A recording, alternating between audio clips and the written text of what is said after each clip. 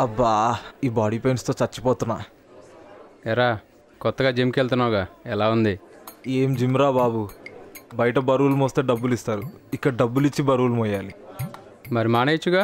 ఎలా మానేయాలరా? ప్రతి అమ్మాయికి 6 ప్యాక్ కావాలి. ఏమంటావు శృతి? ఓన్లీ 6 ప్యాక్తో సరిపెట్టుకుందామనే. ఇంకేం కావాలి? ఫస్ట్ కాలేజ్కి వెళ్ళాలి, టైం అయింది. వెళ్దామా? అవును కదా, వెళ్దాం.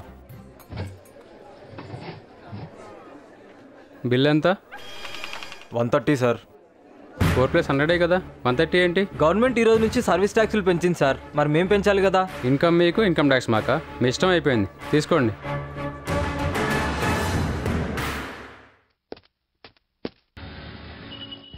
ఆటో. రెస్టారెంట్లో ఎక్స్ట్రా 30 బొక్క, అయినా ఇష్టం వచ్చిన ట్యాక్సులు పెంచేస్తారా? దీనికింత దానికంతా అని ఎవర్రా ట్యాక్సులు డిసైడ్ చేసేది? ఎవరు తెలిసి ఎవరు డిసైడ్ చేస్తారు? పెరిగిందంటే అందరూ పే చేస్తారు, ఎవరు ఎందుకని అడగరు. అయ్యి బాబోయ్, ఎక్కువ తుమ్మకు శృతి, ఫ్యూచర్లో తుమ్మినా తగ్గినా కూడా ట్యాక్సులు వేస్తారేమో.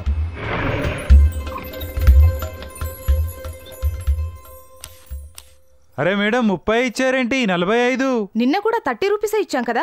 అరే మేడం, అర్ధరాత్రి నుంచి గవర్నమెంట్ పెట్రోల్ రేట్లు పెంచింది, అందుకే మేము పెంచాం. గవర్నమెంట్ లీటర్ 4 రూపాయలు పెంచితే మీరు మనిషికి 5 రూపాయలు పెంచేస్తారా? రవి వదిలేయ్, ఇదిగో తీసుకో. అర్థం చేసుకోవాలి సార్, మేము ప్రతిరోజు బండి తిప్పాలి, అడిగిన ప్రతిసారి రోడ్ ట్యాక్స్ కట్టాలి. రోడ్ ట్యాక్సా? ట్యాక్సులు కడుతున్నాం, మరి రోడ్ ఏదిరా? నాకేం తెలుసు, వెళ్ళి సీఎం అడుగు. ఫస్ట్ క్లాస్కి వెళ్దాం రా.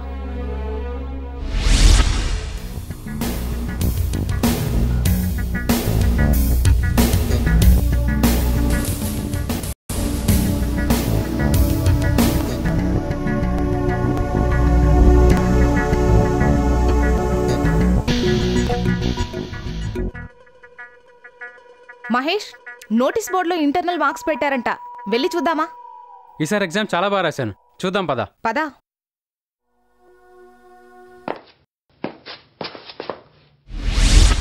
ఇంతమంది ఉన్నారేంట్రా? రిజల్ట్సే అంటావా? చూద్దాం పదా.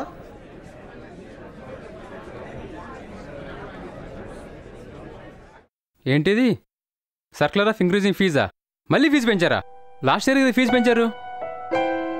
నెక్స్ట్ ఇయర్ నుంచి తమ్ముడు కూడా కాలేజ్కి వస్తాడు, నాన్న ఫీజు ఎలా కడతాడో. హాయ్, ఏం జరుగుతుంది ఇక్కడ? ఏవో మిడిల్ క్లాస్ కష్టాలే, క్యాంటీన్కి వెళ్ళి మాట్లాడుకుందాం రా.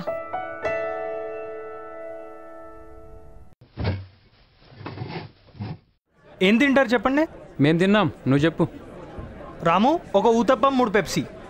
ఇందాకేదో ఫీజు గురించి మాట్లాడుతున్నారు. మా సంగతి వదిలే, నువ్వు చెప్పు. సివిల్స్కి ఎలా ప్రిపేర్ అవుతున్నావు? బాగా ప్రిపేర్ అవుతున్నాను, డెఫినెట్గా టాప్లో వస్తాను.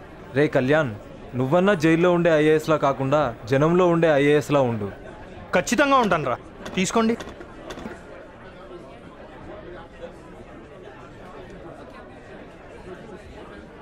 రాము ఇట్రా. ప్రాబ్లం ఏంటి సార్? దీంట్లో ఉప్పు ఎక్కువైంది, మార్చు. సార్ నేను అలా మార్చలేను సార్, మా మేనేజర్ గారిని అడగాలి. దీనికి కూడా మీ మేనేజర్ని అడగాల? సరే పిలు. ప్రాబ్లం ఏంటి సార్? మళ్ళీ ఫస్ట్ నుంచి చెప్పాలా? దీంట్లో ఉప్పు ఎక్కువైంది, మార్చు. నిజమే సార్, ఉప్పు ఎక్కువైంది, కానీ దీన్ని మార్చాలంటే మా ఓనర్ గారు రావాలి, ఆయన టేస్ట్ చేయాలి, మార్చడానికి పర్మిషన్ ఇవ్వాలి. ఇదంతా జరిగే పనేనా? అతను వచ్చే వరకు నేను వెయిట్ చేయాలా? మీ క్యాంటీన్ ఏమన్నా గవర్నమెంట్ టేక్ ఓవర్ చేసిందా? ప్రతి చిన్న విషయానికి పైనుంచి పర్మిషన్ తీసుకోవడానికి ఏం అవసరం లేదు, తీసుకెళ్ళు.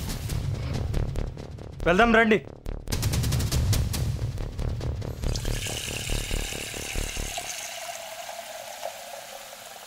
ఊతప్పం మార్చడానికి ఇంత సీన్ అవసరమా? ఓనర్ రావాలని, మేనేజర్ రావాలని. అయినా క్లాస్లో డౌట్ వస్తే లెక్చరర్ తీర్చాలి, కానీ ప్రతిసారి ప్రిన్సిపల్ని వెళ్ళి అడుగుతామా? ఇది చూస్తుంటే నాకు మా నాన్న గుర్తొస్తున్నాడు. సర్పంచ్ కదా, ప్రతి చిన్న పనికి హైదరాబాద్కి వస్తాడు. చిన్న రోడ్డు కావాలన్నా, నీళ్లు కావాలన్నా ప్రతిదానికి ఒరే కళ్యాణ్, నాకు డౌట్ రా, పవర్ అంతా సెక్రటేరియట్లోనే ఉంటుందా? జిల్లాలోనే పనవ్వదా? మరి అక్కడ కలెక్టర్లు ఎందుకు, ఆఫీసులు ఎందుకు? మన సిస్టంలో లోకల్ బాడీస్ అంత పవర్ఫుల్ కాదు, అన్ని పవర్స్ ఉండవు. వాటిని కూడా లోకల్ గవర్నమెంట్స్గా ఫామ్ చేసి పవర్స్ ఇస్తే కొంచెం మార్పు వస్తుంది. ఇంకా పవర్స్ ఎందుకురా బాబు, ఉన్న వార్త చేస్తున్నాం. మా నాన్న ఇన్కమ్ సర్టిఫికేట్ కోసం ఎంఆర్ ఆఫీస్కి వెళ్ళాడు, అక్కడ ఏం జరిగింది తెలుసా?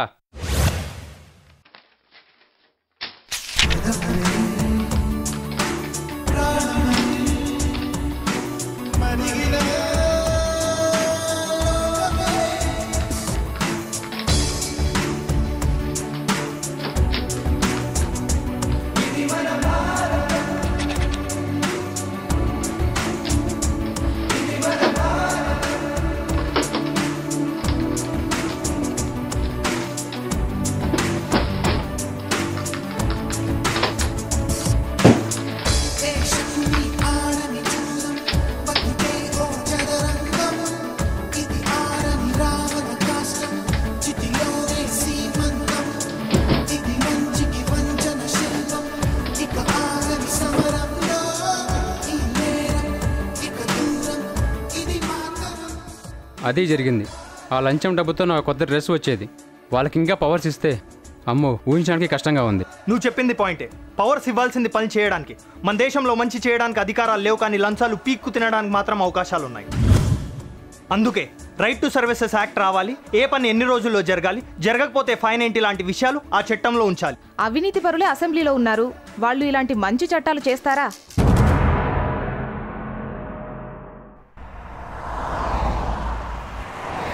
ఎవరిదిరా కారు అంత స్పీడ్గా వస్తున్నాడు?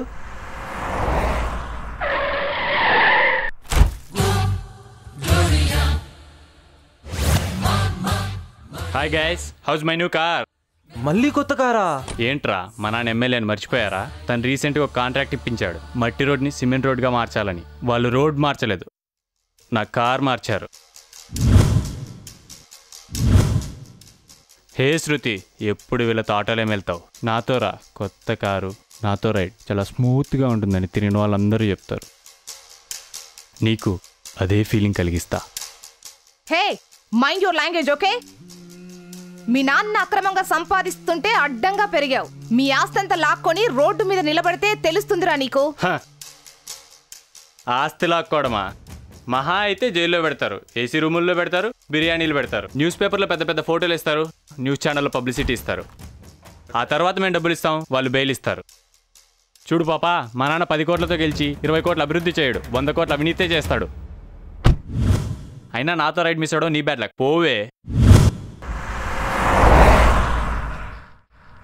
చూసారా వాడు ఎంత పొగరుగా మాట్లాడాడో? శృతి, నువ్వు కోపంలో అన్న నిజమే చెప్పావు. ఆస్తులు లాక్కోవాలని. బీహార్లో ఆల్రెడీ అవినీతి చేసిన వాళ్ళ ఆస్తులు లాక్కున్నారు, సీజ్ చేశారు, చట్టం కూడా చేశారు. మన రాష్ట్రంలో కూడా చేస్తే చాలా బాగుంటుంది. అవును, చేస్తే బాగుంటుంది. హాయ్, ఇక్కడున్నారా? మీకోసమే వెతుకుతున్నాను. మాకోసమా? ఏంటి మ్యాటర్? చాలా హ్యాపీగా కనిపిస్తున్నావు. నెక్స్ట్ మంతే నా పెళ్ళి, ఎన్ఆర్ఐతో. మీరు తప్పకుండా రావాలి. నీకు ఇండియాలో ఉండే అబ్బాయిలు సరిపోరా? డాలర్ సంపాదించేవాడే కావాలా? రే, నీకు ఎన్ఆర్ఐకి సేమ్ శాలరీ అయినా ఒక అమ్మాయి ఎన్ఆర్ఐనే పెళ్లి చేసుకుంటుంది. ఏముందని ఈ దేశంలో? తాతల కాలం నుంచి అవే రోడ్లు, కరెంటు లేని ఊళ్ళు, వాటర్ రాని ట్యాప్లు, స్ట్రైకులు, బందులు. రేపు నాకు కొడుకు పుడితే అమ్మ అనే పదం కన్నా అవినీతి, లంచం అనే పదాలే ఫస్ట్ వింటాడు. వాడమ్మా నేను బయటికెళ్ళి ఆడుకుంటాను అంటే జాగ్రత్త నాన్న, మ్యాన్ హోల్స్లో పడిపోతాం అని చెప్పాలి. వాడు కాలేజ్కి బైక్ మీద వెళ్తుంటే నెమ్మదిగా వెళ్ళరా, రోడ్లు బాగుండవు అని చెప్పాలి. వాడు ఏ యాక్టరో డైరెక్టరో అవ్వాలనుంది అంటే కష్టం రా, మనకి ఏ బ్యాక్గ్రౌండ్ లేదు అని వాడి టాలెంట్ని చంపేయాలి. అదే వాడు అమెరికాలో పుడితే కలర్ఫుల్ లైఫ్ చూస్తాడు, డెవలప్మెంట్ అంటే ఇది అని తెలుసుకుంటాడు, టెక్నాలజీని ఎంజాయ్ చేస్తాడు, కొత్తగా ఆలోచిస్తాడు, ఎదగాలని ఆశపడతాడు. బిల్ గేట్స్ అంత కాకపోయినా గొప్పగా బతుకుతాడు. అదే ఇక్కడే పుడితే బతికితే చాలు అనుకునేలా చేస్తుంది ఈ దేశం. ఇప్పుడు చెప్పండి రా, ఎందుకు పెళ్లి చేసుకోవాలి మిమ్మల్ని? కరెక్ట్గా చెప్పావును. ఐఏఎస్ అవ్వాలనుకున్న నాకు కూడా దేశం గురించి ఆలోచిస్తే భయం వేస్తుంది. అందుకే వెళ్ళిపోతున్నాను, కానీ పెళ్లికి మాత్రం తప్పకుండా రండి. Okay, bye.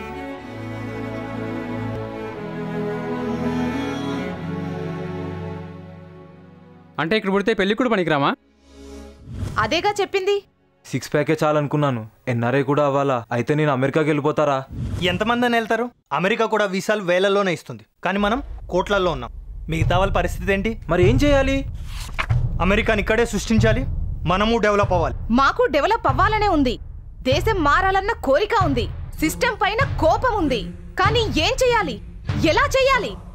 నాకు అలానే ఉంది. ప్రతి ఒక్కడు రోజుకోసారైనా దేశం మారాలి, మార్చాలని అంటాడు. కానీ ఈ పాలిటిక్స్ చూస్తుంటే మారుతుందని నమ్మకం లేదు. నిజమే, సిస్టమ్ మారాలంటే పాలిటిక్స్ మారాలి, మన ఎలక్షన్ సిస్టమ్ మారాలి. మంచి వాళ్ళు నిజాయితీగా ఎలక్షన్స్ లో గెలిచే అవకాశం ఉండాలి. సరేరా, ఎలక్షన్ సిస్టమ్ మారాలి, లంచం పోవాలంటే రైట్ టు సర్వీసెస్ రావాలి, లోకల్ గవర్నమెంట్ స్ట్రాంగ్ అవ్వాలి, అవినీతి పరుల ఆస్తులు జప్తు చేయాలి. అన్నీ చెప్పావు. ఇవన్నీ జరిగితే దేశం ఖచ్చితంగా బాగుపడుతుంది, యంగ్ జనరేషన్ అందరికీ ఎదిగే అవకాశం దొరుకుతుంది. కానీ ఇవన్నీ ఎలా జరుగుతాయి, ఎవరు చేస్తారు? దీనికి ఆన్సర్ నోటీస్ బోర్డులోనే ఉంది. మీరు అక్కడ ఫీజు ప్రాబ్లంనే చూశారు, సొల్యూషన్ కూడా అక్కడే ఉంది. చూపిస్తాను రండి. ఇది మీరు చెప్పిన ప్రాబ్లం, ఇది నేను చెప్పిన సొల్యూషన్.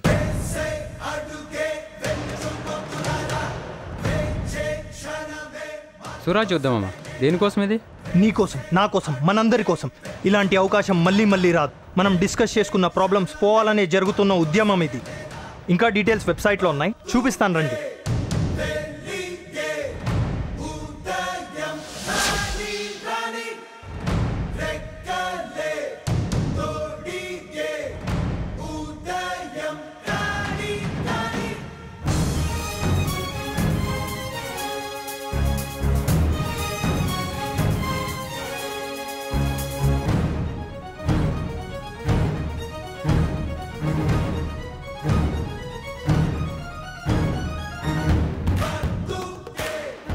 ఇది కేవలం మన కోసం కాదు, కులానికి, మతానికి, భాషకి, పార్టీకి, ప్రాంతానికి అతీతంగా ఈ దేశంలో అందరికీ చెందిన ఈ స్వరాజ్య ఉద్యమం ఈ వేల్టి చారిత్రక అవసరాన్ని గుర్తు చేస్తూ జై హింద్. యువతరం నుంచి మద్దతు వచ్చే అవకాశం ఉంది. ఎందుకంటే ఎలాంటి వెస్టెడ్ ఇంట్రెస్ట్, స్వార్థ ప్రయోజనాలు లేని సెక్షన్ యువతరం కనుక ఈ నిస్వార్థమైనటువంటి ప్రజా ఉద్యమంలో అందరము భాగస్వాములు కావాలి. ఒక శాసన మండలి సభ్యుడిగానే కాదు, ఒక చైతన్యం కొంత గొప్ప ఉన్న పౌరునిగా ఈ ఉద్యమంలో నేను కూడా భాగస్వామిని అవుతాను. ఇంతకుముందు రాజకీయ నాయకులు తప్పు చేస్తే సిగ్గుపడేవారు, భయపడేవారు, దొంగతనంగా చేసేవారు, లంచాలు తీసుకుంటే దొంగతనంగా చేసేవారండి. ఇప్పుడు బహిరంగంగా చేస్తున్నారు. ప్రజలు కూడా చిన్న దొంగల్ని దొంగలు అంటున్నారండి, పెద్ద దొంగలను మాత్రం హీరోలు అంటున్నారు. అది నాకు చాలా భయం వేస్తుంది. అవినీతి లేని సమాజం రావాలని, అవినీతి మీద పోరాటం ఇంట్లోనే మొదలు కావాలని, అది కుటుంబంలో కూడా అవినీతి గురించి చర్చ జరగాలని, నీతిమంతంగా ఎట్లా బతకాలో ఆలోచించాలని అందరూ కుటుంబ సభ్యులందరూ ఇది కుటుంబంతోనే మొదలు కావాలి ఈ ఉద్యమాన్ని.